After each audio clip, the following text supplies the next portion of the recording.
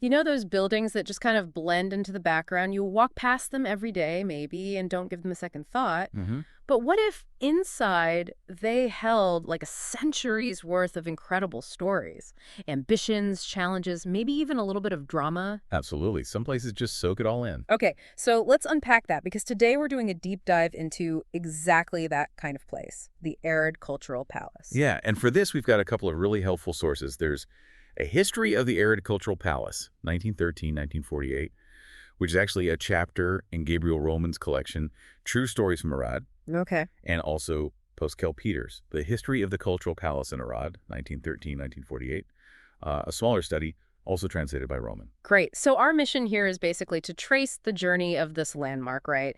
From the initial idea, the construction, its role in the city, all the way up to 1948. Exactly. And it's interesting, right off the bat, Arad wasn't the only city thinking this way. Targamorang had a similar idea around the same time. Oh, really? Yeah, and their project actually got going a bit faster. You can definitely see a sort of parallel development, shared ambitions. Huh. But Arad already had quite a bit going on culturally, didn't it? It wasn't starting from scratch. Oh, definitely not. They had a relics museum, the Kulksi Library, even an early conservatory, plus a really active Philharmonic association. Wow. And get this, they'd hosted some huge names. Liszt, Brahms, Saranine, even the very first performance anywhere of Enescu's Romanian Rhapsody No. 1 happened in Arad. No way. And Nescu's first Rhapsody premiered there. Right there. So the Mhm. cultural energy was there. What they were missing, though, was a proper dedicated concert hall, something with the right acoustics for all this talent. Exactly. So a central place to bring it all together. And the main group pushing for this was the Kolkzi Association, right? Yes, they were the driving force. They started advocating way back in 1897 for a cultural center. They knew what the city needed. And it wasn't just about music, was it? No, not at all. They urgently needed space for their relics museum stuff from the 1848-49 revolution. Really important items. Okay. Plus an art gallery for their growing collection and the library, which had some incredibly valuable old books, even 16th century stuff. And of course, a decent reading room for everyone. So this was a pretty grand vision, not just a building, but a real hub, multifunctional. Definitely. An impressive institution architecturally, too. Yeah. But, figuring out how to design something like that was tricky. How so? Were there no models to follow? Well, there were famous concert halls, sure, Vienna, Leipzig, Budapest. But Urad's plan was more complex, integrating the museum and library, too. That wasn't a common model. Ah, okay. And there was the money issue. The recent millennial celebrations for the Hungarian state had kind of stretched the national finances thin. Right, timing. And this was all happening when that new art style was emerging, Jugendstil. Art Nouveau. Secession, as it was known in Austria-Hungary. Okay. Yes, exactly. And Arad was definitely catching that wave. So you see that style in the city's architecture already. Oh yeah, around the turn of the century. Lots of ornate, flowing designs. It was like this desire for beautiful buildings, and the city's love for culture were feeding each other. A perfect storm, almost. And the Kolkzi Association, they did more than just push for the palace, didn't they? Their earlier work kind of sparked other things. It really did. Collecting those revolution relics got the ball rolling on civic pride, leading to the theater, monuments, schools, hospitals, like a domino effect. Wow. So this push for the palace building, it started around 1901. That's right. And it took a while. But what's quite remarkable is the collaboration between the association and the mayors, Salas, Institoris, Vergesi. Ah, helps when they're on the same page. It definitely helps when many city leaders were actually members of the Kulsi Association themselves. Ah, okay, that makes sense. Mm. I read somewhere an architect offered to do the plans for free. Yes, Fidori Mil from Pest. But interestingly, they turned him down. Really? Why? They decided to hold a proper architectural competition instead. Shows how serious they were about getting the absolute best design, I think. Definitely. But they maybe underestimated the scale of it all. Yeah. And the cost. I think so, yeah. That initial 250,000 kroner budget, they only had part of it secured. The city council's contribution was fairly small. They were really counting on state subsidies. How much was 250,000 kroner back then, relatively speaking? Well, put it this way, the Bonsa house, Mhm. Eddie Andre's place, sold for more than that around the same time. So it wasn't a huge sum for such a massive project. Gotcha. So the competition goes ahead, 27 entries pour in, Vienna, Berlin even, then a problem with the jury. Sort of. The Arad jury felt a bit out of their depth, maybe. Hmm. So they sent all the anonymous entries off to the League of Hungarian Engineers and Architects in Budapest for the expert opinion. Okay, sensible. Did that stir up interest? Oh, absolutely. The newspapers jumped on it. Pesti Napolo, Radi Kozloni, Budapesti Hurlup. Lots of discussion about the design. But Budapest hesitated because of the budget again. Exactly. They were reluctant to pick an outright winner, knowing the funds weren't really enough for the top designs. So what did they suggest? They proposed splitting the prize money between the Vago brothers' Pantheon project and two others. But the Arad committee said no. They rejected the experts' advice. They did. They ended up giving the second prize to the Vago brothers and smaller prizes to others, including two locals, Santelaios and Tabakovic Emil Milan. Okay, but then came the controversial part, right? Giving the winning plans to someone else to adapt. Yeah, that was the really sticky bit. The committee decided to hand the top 6 projects over to a local architect who hadn't won the main prize and told him to basically meld them into something that fit the budget. Oof, that sounds ethically questionable. Mary, Leica Caroli, an art critic, wrote a scathing piece about it in Art magazine. Basically accused them of artistic theft. I can see why, but who did they end up picking to do this adaptation? A young local architect, just 30 years old at the time, Sante Laios, the one who'd won one of the smaller prizes earlier. Wow. Talk about pressure and opportunity all rolled into one for him. Huge. Yeah. And his first job, after getting the commission, was figuring out where to actually build this thing. Another debate. Right. Where were the options? They looked at the city center, a spot between the two main parks, Barros and Salach, where the ice rink was, and also Vassal Raiata Square. So different ideas floating around. Definitely. But the final decision, made late in 1909, was for the Mureș riverbank in Baroș Park. A park location. Sounds nice, but trees. Exactly. Any plan involving cutting down trees in Arad was bound to cause an uproar. And it did. Who led the opposition this time? A professor and journalist, Krener Miklos, writing his Spectator. He was actually on the city council and president of the Kolkzi Association. Oh, wow. So he was arguing against his own association's project location. Well, against cutting down his beloved trees for it, he wrote quite movingly about losing his non-living friends. But Zante pressed on with his design, the eclectic one. He did. 5 different facades, avoiding monotony, drawing on styles not common in Arad. Very ambitious. But The cost. skyrocketed. 2.5 times the initial estimate. Caused more delays. They couldn't even start digging the foundations until 1910, and costs just kept climbing. Man, this project sounds like a constant financial battle. How did they finally get construction properly underway? Some key funding came through. The National Inspectorate of Museums and Libraries chipped in with annual payments. Okay. And then a big boost came from the Minister of Culture, Zichi Geza. Apparently, the city of Debrecen gave up its funds for a similar project, so Arad got that money instead. Ah, lucky break. And Targu Murray got similar funding too, right? Yes, also from the Budapest Inspectorate.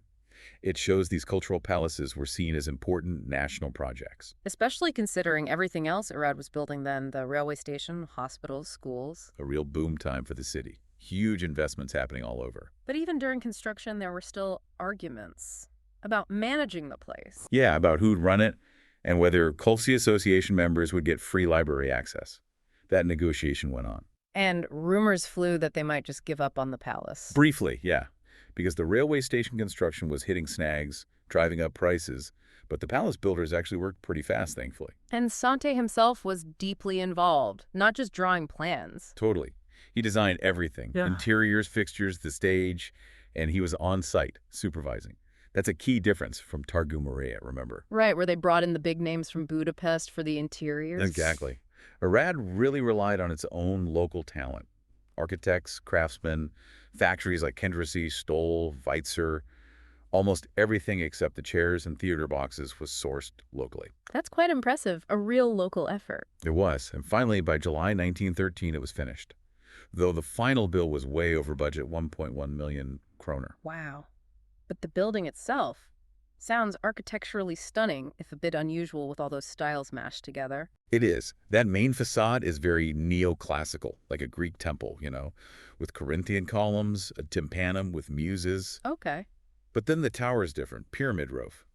One side looks Italian neo-Renaissance, another side facing the park is inspired by Hunyad Castle. Hunyad Castle, like medieval looking? Sort of, yeah. Huh. Plus neo-Romanesque, neo-Gothic, neo-Baroque details scattered around, and sculptures by Robleski Geza. It's a lot. But somehow it works. Eclectic is the word. And the inside, secessionist. Yes, but tastefully done. Hmm. The foyer had this amazing fresco of the solar system, including Halley's Comet, which had recently passed. Cool. Yeah. Understated chandeliers, nice glasswork in the concert hall. They eventually figured out the layout agreement between the city and the Kolkzi Association. So the museum and library could finally move in. Exactly. Varjasi Arpad, head of the Kolkzi Association, became the first director. He'd been key in gathering those early relics. And the library collection was pretty big from the start. Oh yeah, about 18,000 titles, 25,000 volumes. Nice reading room. Museum took 3 rooms on the first floor, art gallery upstairs with good natural light. And that art collection got a major donation, didn't it, from Budapest? Huge donation. 73 paintings from the National Museum of Fine Arts. Big names, Munkaczy, Lotz, Zici. Worth a lot of money. Wow. Targu Murray got a similar gift, actually. And those paintings stayed in Arad, became a core part of their collection. Amazing. And the concert hall itself, how did it compare? Well, Targu Murray had a fancy organ, but Arad's hall apparently had fantastic acoustics. Some German experts even praised it as possibly one of the best in the whole region. Better acoustics than an organ. Interesting trade-off. So, after all that, the grand opening, October 1913, must have been huge for Arad. Absolutely massive. A 2-day affair, really, the 25th and 26th, to make sure all the VIPs could get there. And who came? Any big names? Oh, yeah.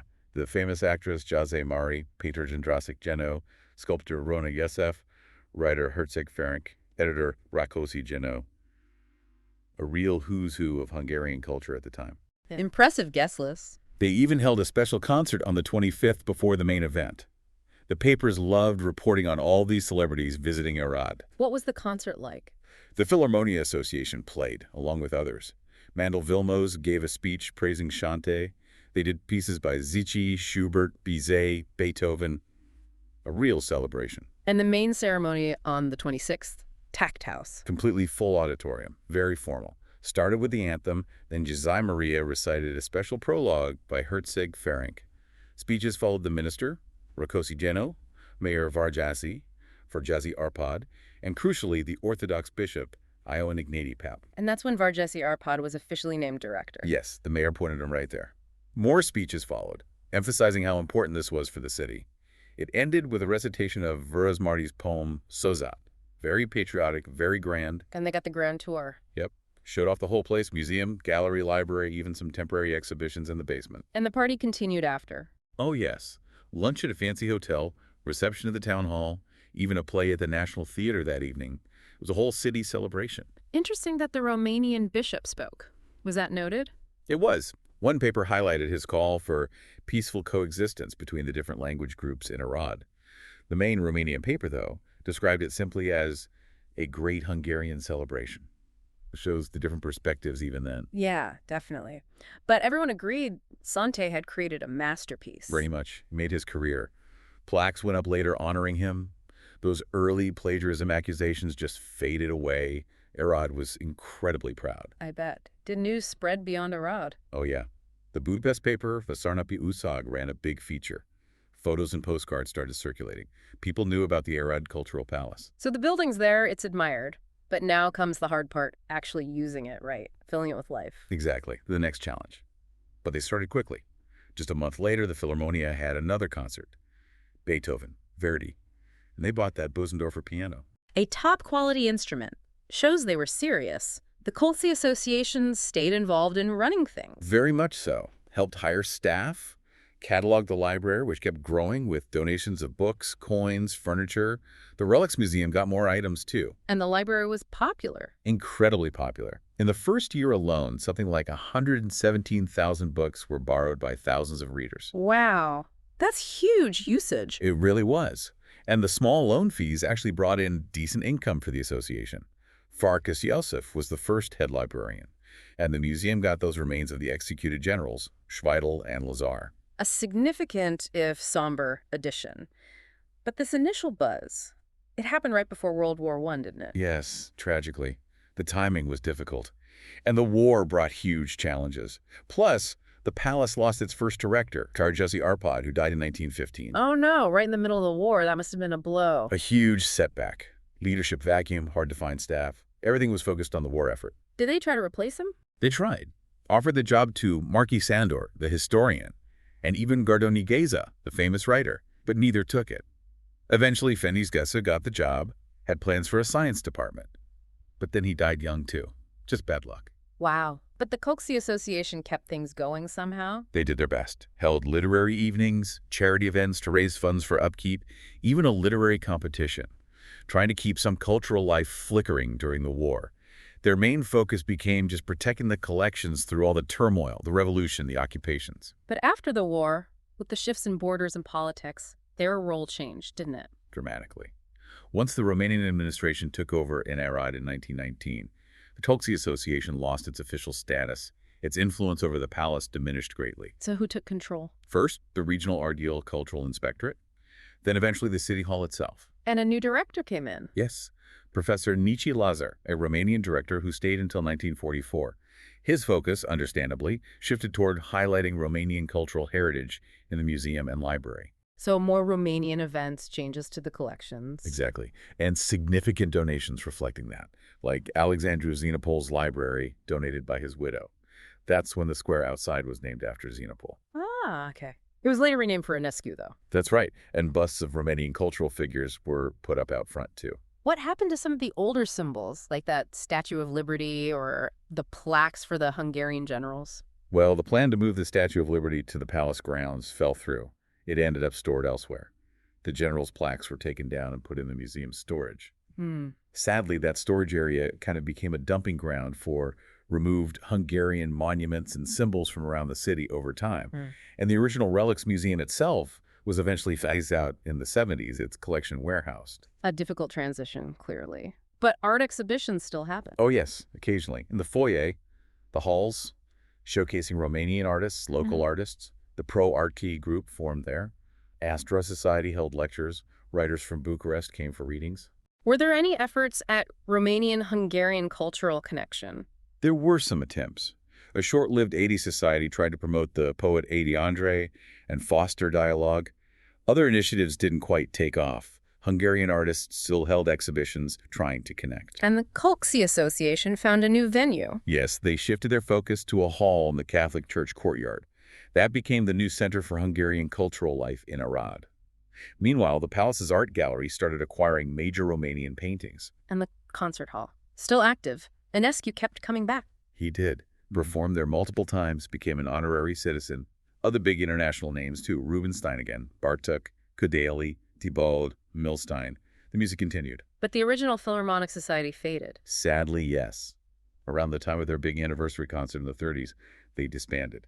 A real shame, given their long history. And the library? What was happening there? Major cataloging effort by Dr. Kara Gizu. It received important new collections like the Orkti Vasarhelyi Library and Faisal Goldi's Legacy. It even closed temporarily for this huge inventory. And the museum side. The Relics Museum saw fewer visitors, shorter hours. The archaeology section got reorganized. And excavations actually continued out at the Citadel, confirming where those generals were buried. Dr. Kara Gizu led that too. So some activity, but maybe a sense of slowing down, and then World War II hit. Yeah, WWII brought things almost to a halt again. Museum stuff got packed up, rooms were used for military hospital, the music school moved in temporarily. Not exactly its intended purpose. No. There was even talk of turning the concert hall into a cinema, and it got rented out for non-cultural things, political rallies.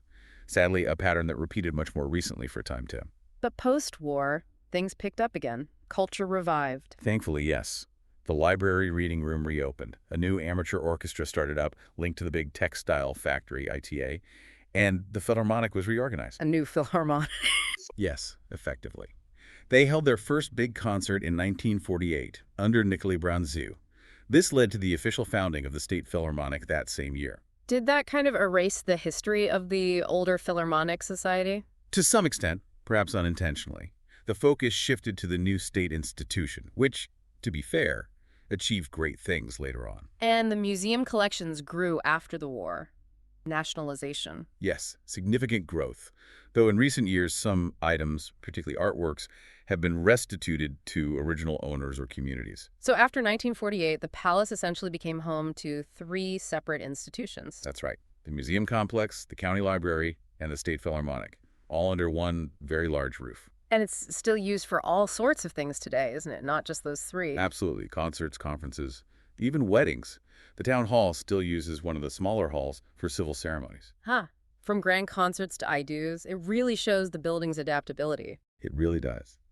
Three distinct cultural lives, interconnected by the building, but independent too. Yeah. Their ongoing stories are fascinating in themselves. So, wrapping up this deep dive, Hmm. it's just an incredibly rich, complex story, isn't it?